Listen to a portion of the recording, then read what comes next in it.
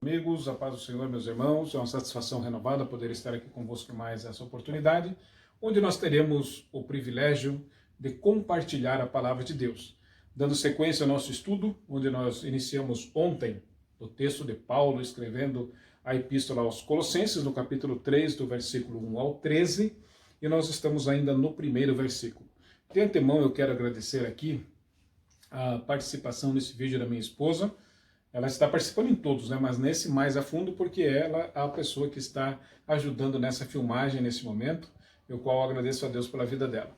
Mas nós vamos dar sequência aos nossos estudos e você tem total liberdade para colocar aí no seu comentário o seu questionamento, a sua dúvida e também o seu pedido de oração, pois nós estaremos orando juntos ao término desse estudo. Vamos então à palavra de Deus, que a palavra do Senhor nos diz no texto de Paulo aos Colossenses, no capítulo 3 e no versículo 1. Portanto, se já ressuscitastes com Cristo, buscai as coisas que são de cima, onde está Cristo assentado à destra de Deus. Ontem nós estudamos nessa primeira parte o que significa a conclusão de Paulo e buscar as coisas de cima. Buscar aquilo que nós devemos fazer primeiramente para quem já é ressuscitado. Mas na sequência desse estudo, Paulo diz que nós devemos buscar as coisas de cima. Por quê? Porque lá Cristo está. Eu acho interessante quando eu estudo esse texto, acho interessante quando eu me aprofundo nessa palavra, é um questionamento assim, permita-me colocar mais claro para você. Por que Paulo falou onde Cristo está? O que Paulo queria dizer como Cristo está sentado à destra do Pai? Por que é importante, por que é interessante ele escrever onde Cristo está? Quando nós olhamos para esse texto, não é simplesmente pelo fato de dizer assim, olha, porque Cristo está lá. Porque todos nós sabemos que Cristo é vitorioso. Porque todos nós sabemos que Cristo é Deus. Todos nós sabemos que Cristo é o Filho do Deus vivo, unigênito, primogênito de toda a criação, e Ele está com o Pai. Mas por que Paulo fez questão de mencionar?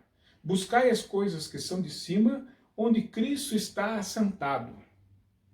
Onde Cristo está à destra do Pai. Qual é o objetivo?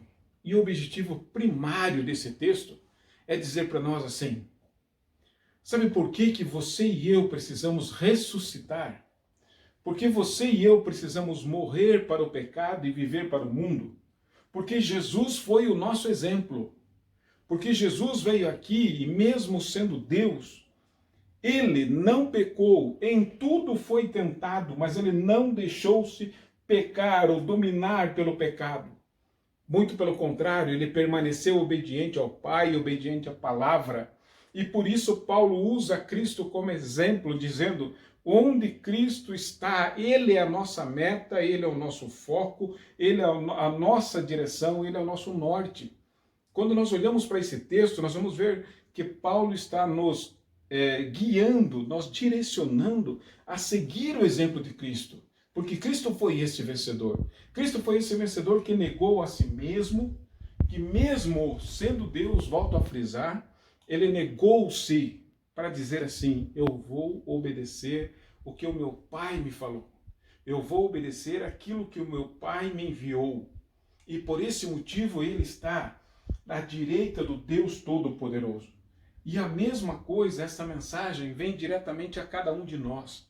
Porque se nós já morremos com Cristo, morremos para o pecado e ressuscitamos com Cristo, é para viver uma nova vida, sabendo que nós temos um exemplo por excelência. E esse exemplo por excelência é Cristo Jesus. Esse exemplo por excelência é Cristo Jesus, não apenas porque algumas pessoas vão dizer assim, isso aconteceu porque Cristo era filho de Deus. Não, Cristo quando esteve aqui, esteve como homem. Ele esteve como você, esteve como a mim. Ele teve as mesmas paixões que nós temos. Ele teve as mesmas situações pelo qual nós passamos, ele também passou. Mas ele disse não a todas essas coisas. porque ele sabia que ele tinha algo maior para conquistar. E eu quero dizer para você nesta noite, Deus tem algo maior para você. Aquilo que o seu coração ainda não sentiu, que o seu olho ainda não viu, que seus ouvidos ainda não escutaram, é o que Deus tem preparado para cada um de nós. Eu não quero dizer para você que você vai ser Cristo, porque você nunca será Deus, nem eu. Nós não seremos deuses. Nós não estaremos assentados à destra do Pai como se fôssemos deuses. Não, nós somos adoradores. Nós estaremos no céu. Mas o que Deus tem reservado para nós, para cada um de nós, é algo glorioso, é algo maravilhoso, é algo que vai além da nossa compreensão e do nosso entendimento. É por isso que Paulo vai citar aqui a importância de morrermos e de ressuscitarmos e buscarmos as coisas que são de cima. Porque Cristo está lá, Ele viveu, Ele morreu, ressuscitou ao terceiro dia e Ele foi nos preparar um lugar. João capítulo 14, versículo 1, 2, 3. Não se turbe o vosso coração.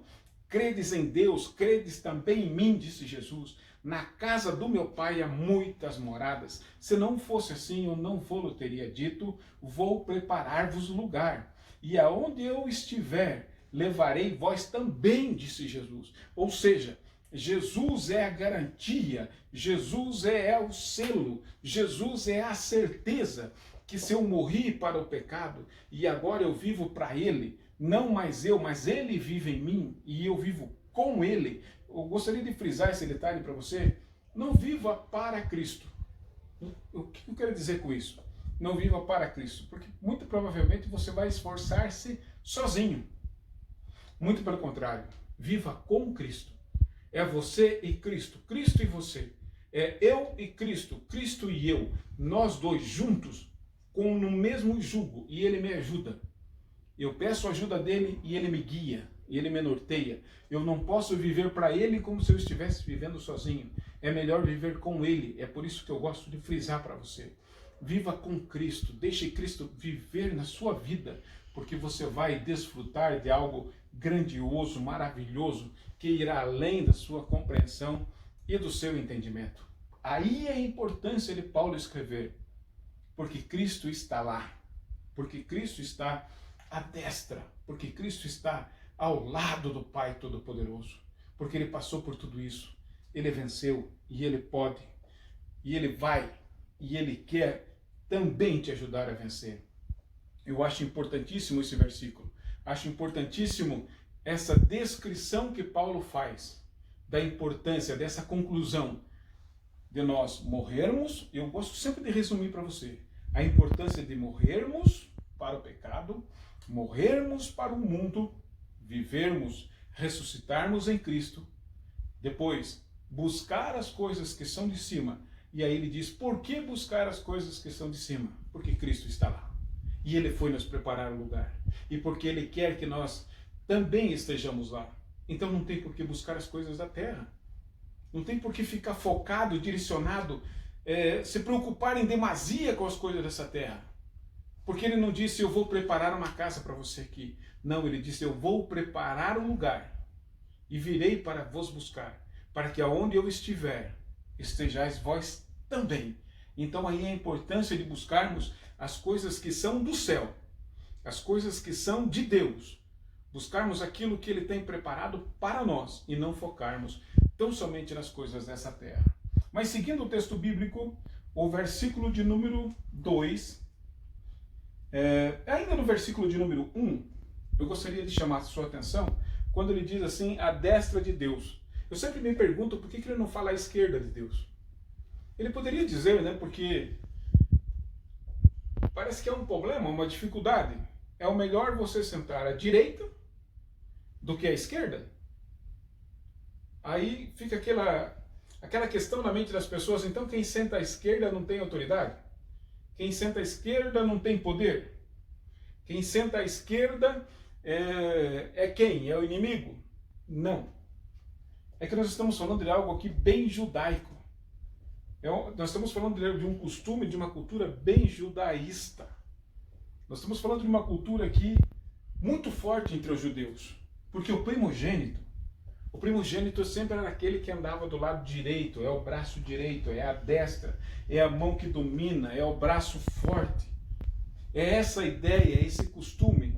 Tanto é que os nossos pais, no passado, até ensinavam que a esposa deveria andar ao lado direito do homem e não do lado esquerdo.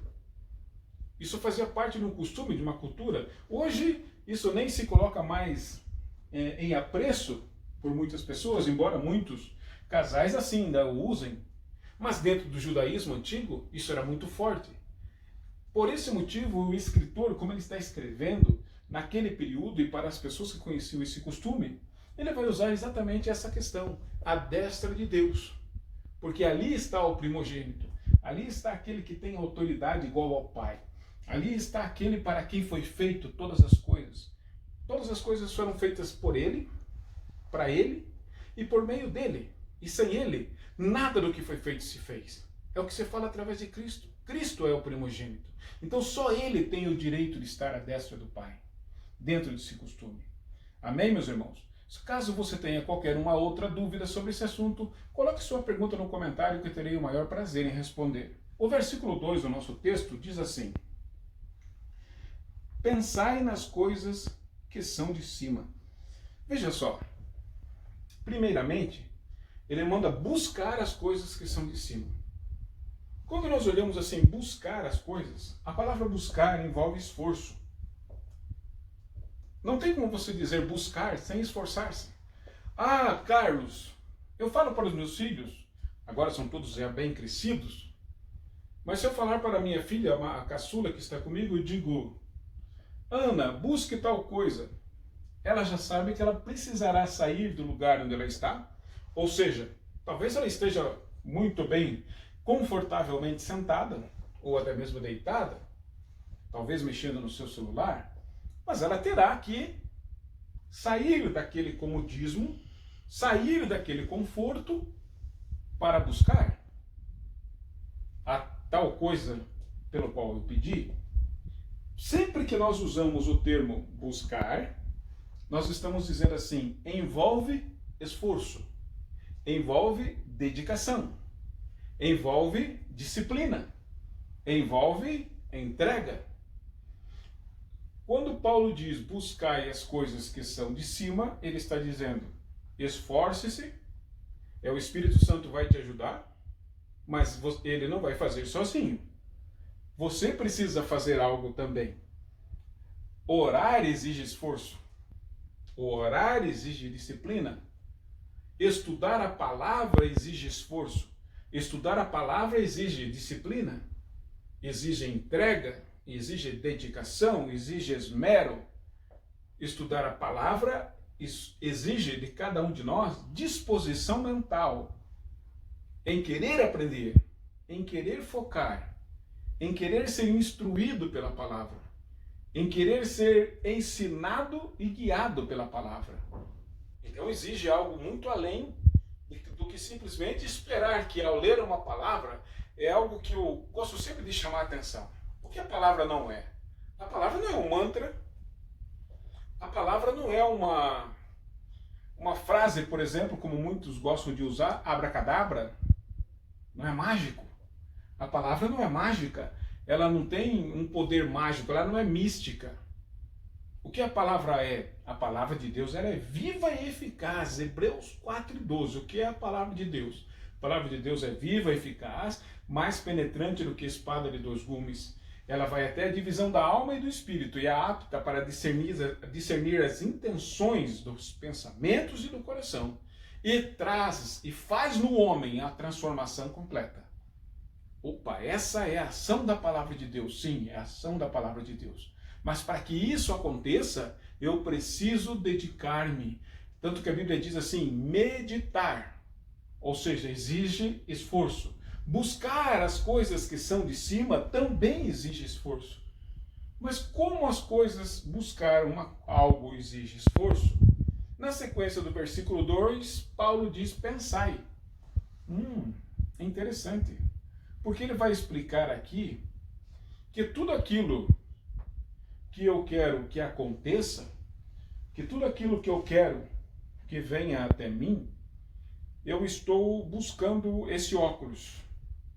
Ana, por favor, eu preciso de um óculos que tenha haste azul, que seja o aro escuro, que ele seja bom. Só que antes, para eu alcançá-lo, para que ele venha à realidade, para que eu tome posse dele e para que ele venha a acontecer, eu preciso pensar. Se eu não pensar nele, se eu não buscar a ele, isso não acontecerá. E eu gosto de sempre mencionar dizendo assim, como que algumas pessoas querem que Deus faça com que ela vá a Deus? É impossível isso acontecer se você não pensar nisso. Ah, mas Deus precisa mudar o meu pensamento. Ele não vai mudar, o pensamento é seu. É você que precisa pensar em Deus. Não é Deus que precisa levar você para estudar a palavra, é você que precisa buscar a palavra de Deus com a ajuda do Espírito Santo de Deus, porque Ele quer. Se você está esperando o Espírito Santo para você estudar a palavra, eu quero te dizer, o Espírito Santo quer ir agora. Só que Ele precisa que você pense nisso. Sabe quando você vai começar a estudar a palavra? Quando você passar a pensar e a imaginar você estudando a palavra. Se você parar agora o que você está fazendo e prestar atenção naquilo que eu estou lhe dizendo, amanhã você pode me dizer, realmente alguma coisa mudou na minha vida.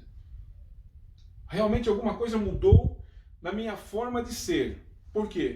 Porque eu passei a pensar nisso. E o que você passou a pensar?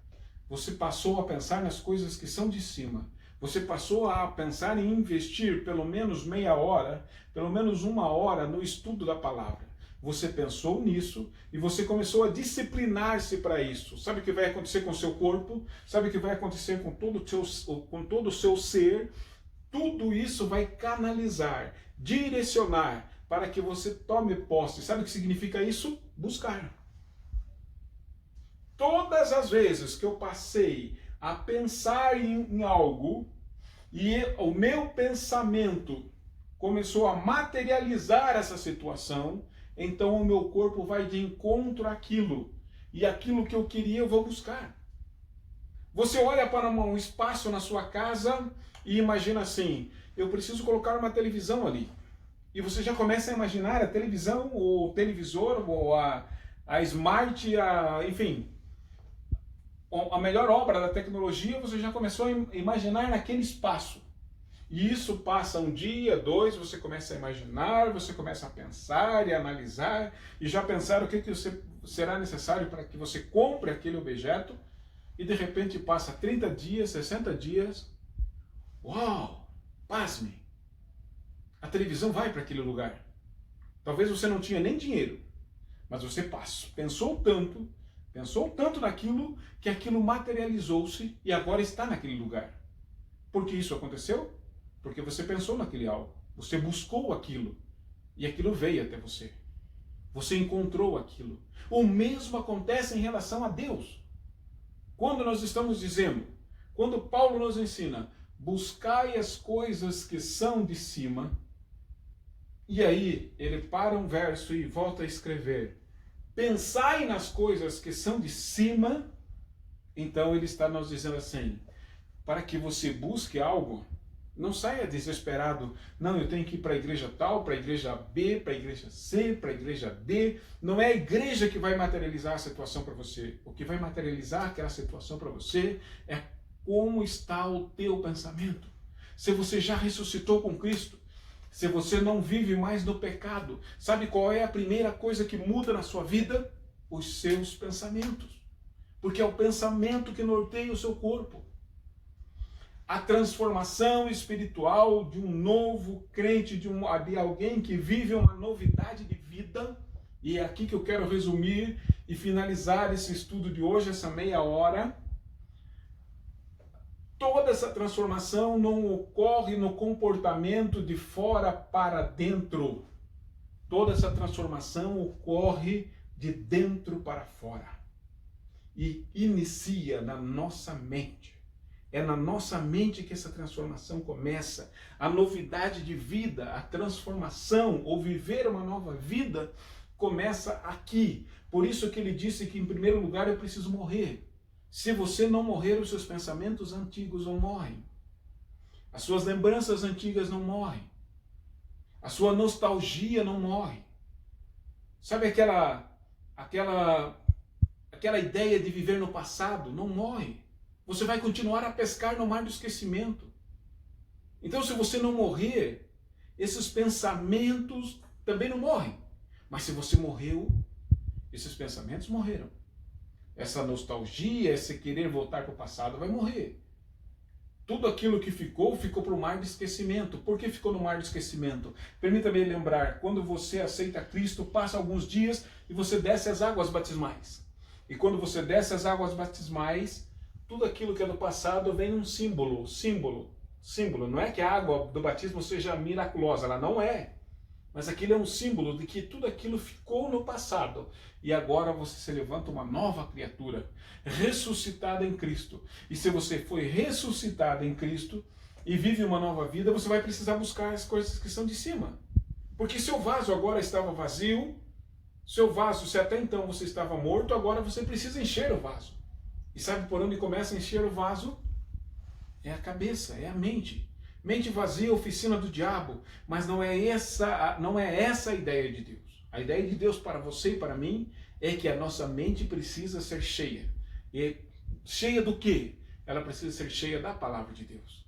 Ela precisa ser cheia dos pensamentos que vêm, que são oriundos, que são direcionados, que são guiados pela vontade do Espírito Santo de Deus. E a vontade do Espírito Santo de Deus é que nós mudemos, transformemos a nossa forma de pensar. E para isso nós precisamos pensar nas coisas que são de cima. Pensar naquelas coisas que são de Deus. Pensar naquelas coisas que são puras. Pensar naquelas coisas que são boas. Pensar naquelas coisas que trazem virtude. Pensar naquelas coisas que não são mais desagradáveis, que não tem cheiro de podridão, que não tem cheiro de impureza sexual, que não tem cheiro de maledicência, que não tem cheiro de inveja, que não tem cheiro de egoísmo. Tudo aquelas coisas que são podres, que são obras da carne podre, aquilo não pode ter mais. Aquilo agora ficou no passado. Agora os seus pensamentos são pensamentos nas coisas que são de Deus. E por esse motivo, eu quero te convidar nessa noite. Eu quero te convidar para que nós possamos fazer uma análise dentro daquilo que temos estudado. O que tem passado na nossa mente? Talvez você venha com uma desculpa verdadeira, eu vou chamar de desculpa verdadeira, dizendo assim, eu não posso gerenciar o que eu penso. Pode sim, isso é mentira do inimigo. Sabe o que o inimigo quer? Sabe o que o inimigo da nossa alma quer? Que você diga exatamente isso, que você não pode gerenciar o seu pensamento. Só que você não é mais carnal, você já morreu. Na aula passada, nós comentamos aqui que você está morto.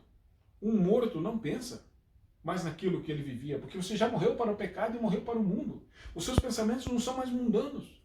O seu pensamento agora não é mais aquele pensamento que andava segundo o sexo livre que o mundo prega.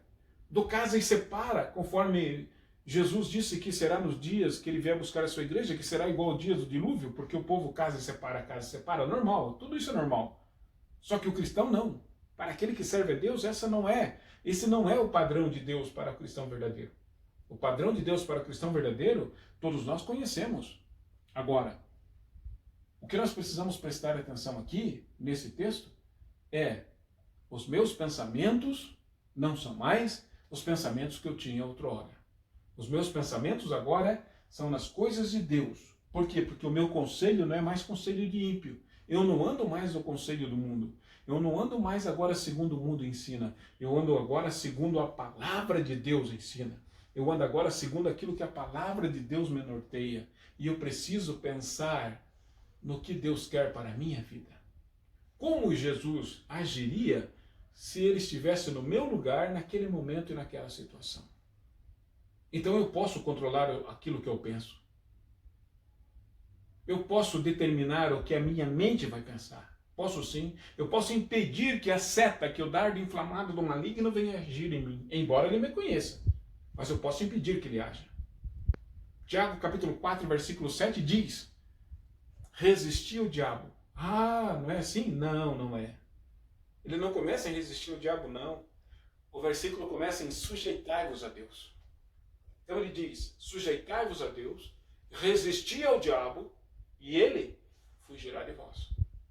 Mas se eu não me sujeitar a Deus, se eu não obedecer à voz de Deus, se eu não renunciar o meu eu, se eu não deixar morrer a natureza e pensar nas coisas que são de Deus, então Satanás não vai partir em retirada. Mas se eu fizer isso, não tem legião de demônios, não tem nada que possa impedir a sua vida de ser abençoada. Não tem nada que vai impedir a sua vida de ser vitoriosa. Por quê? Porque você agora vive uma nova vida, você vive num reino onde Cristo está ao seu lado. Portanto, você precisa pensar naquilo que é o reino de Deus. O que Deus quer para você e para mim no seu reino. Portanto, meu amado irmão, minha amada irmã que me ouve nesse momento, eu gostaria que você fizesse uma introspectiva no que eu tenho pensado. O que tem dominado o meu pensamento? Será que o meu pensamento tem sido em Deus? Será que o meu pensamento tem sido nas coisas que são de cima? Será que eu tenho materializado como é bom e maravilhoso estar na presença de Deus? Porque se isso é bom, se isso é maravilhoso, uma das primeiras coisas que vai mudar é como vai ser gostoso você orar.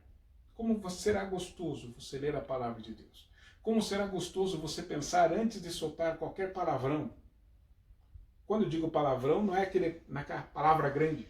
Eu estou dizendo aquela palavra que machuca, ofende e que, na verdade, não deveria nem sair pela boca do cristão, porque a Bíblia nos diz que a boca fala o que o coração está cheio.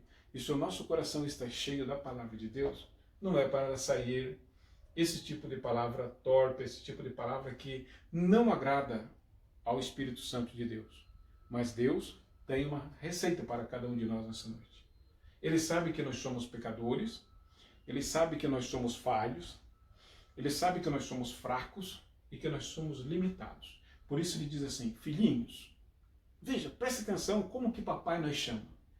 Ele diz, filhinhos, João capítulo 3, primeira carta de João, não pequeis. Mas se por acaso pecardes, há no céu um advogado fiel e justo que está pronto para nos preparar. Então eu quero convidar você nesta noite. Eu não sei se até aqui você tem pecado, falhado, errado. Com certeza sim, assim como eu. Mas não perca a oportunidade nessa noite de colocar agora a sua mente, o seu coração no trono de Deus. E vamos juntos orar e pedir ao Senhor. Pai, nos ajude, nos dê graça, para que possamos buscar as coisas que são de cima, para que possamos pensar nas coisas que são de cima, para que o meu corpo seja são, para que minha mente seja sã, para que sejamos constantemente, Senhor, abençoados por Ti. Vamos orar nesse momento, e eu quero orar pela sua vida, pela vida da sua família, dos seus filhos. Eu quero abençoar a sua casa, o seu lar, e eu quero que amanhã, nesse mesmo horário, você, nesse canal, assista a terceira parte dessa mensagem, a terceira parte da explanação da palavra de Deus nesse texto. Eu tenho certeza que será bênção para a sua vida e para a sua família, assim como tem sido na minha vida. Oremos ao Senhor. Soberano, eterno e maravilhoso Deus, eu quero te agradecer, Senhor, por mais esta meia hora que passamos aqui, Senhor, estudando a Tua palavra. Pai, como é importante buscarmos a Ti, Senhor. Mas buscar a Ti envolve esforço, envolve dedicação, envolve esmero. Senhor, envolve uma parte de mim, porque a maioria, Senhor, a parte maior desta ação é do Teu Espírito Santo. É do nosso amigo, do nosso companheiro Espírito Santo. Por isso, Senhor, a cada irmão e irmã jovem que agora, nesse momento, está orando juntamente comigo, eu te peço, Senhor, dá a graça, ajuda, Senhor, fortalece, para que ele possa, e, Senhor, eles consigam, ó Deus, dedicar-se e meditar na Tua palavra constantemente, Senhor, e buscar, Senhor, as coisas que vêm de Ti, e colocar o seu coração aí, Senhor, na glória, no céu, no Teu reino. Pai, e eu sei, ó Deus, eu creio pelo poder da Tua palavra, que oriundo, Senhor, dessa dedicação, a Tua bênção será derramada como chuva copiosa, Senhor, sobre o seu lar, sobre a sua vida, sobre a sua família. E os milagres, Senhor, serão observados constantemente, Senhor, nesta casa.